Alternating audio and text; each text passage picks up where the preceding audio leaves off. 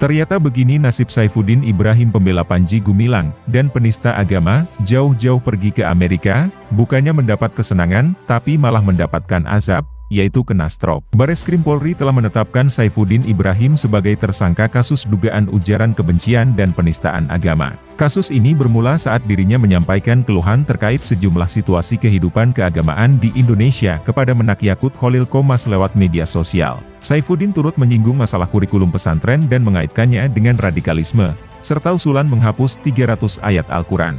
Menurut dia, ratusan ayat tersebut memicu intoleransi dan tak perlu diajarkan di pesantren karena bisa memicu radikalisme. Bahkan kalau perlu 300 ayat yang menjadi pemicu hidup intoleran, pemicu hidup radikal dan membenci orang lain karena beda agama itu di-skip atau direvisi atau dihapuskan dari Al-Quran Indonesia. Ini sangat berbahaya sekali. Tak hanya itu, Saifuddin juga menyebutkan bahwa pesantren di Indonesia cenderung melahirkan para teroris. Dia pun meminta agar seluruh kurikulum dalam pesantren diubah sepenuhnya. Ini yang menjadi perhatian saya agar ayat-ayat Al-Quran yang keras itu tidak diajarkan di pesantren ataupun madrasah-madrasah di seluruh Indonesia. Merevisi semua kurikulum itu agar tidak menghancurkan bangsa kita, ujarnya.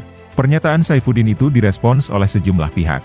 Bahkan, Menteri Koordinator Bidang Politik, Hukum, dan Keamanan, Menko Polhukam, Mahfud MD menilai pernyataan Saifuddin itu sebagai penistaan terhadap Islam. Ketua Majelis Ulama Indonesia, MUI, Kholil Nafis sempat menyatakan bahwa Saifuddin perlu diperiksa zahir batinnya oleh aparat. Buntut pernyataannya itu, Saifuddin pun ditetapkan sebagai tersangka. Meskipun, yang bersangkutan berada di luar negeri, diduga di Amerika Serikat.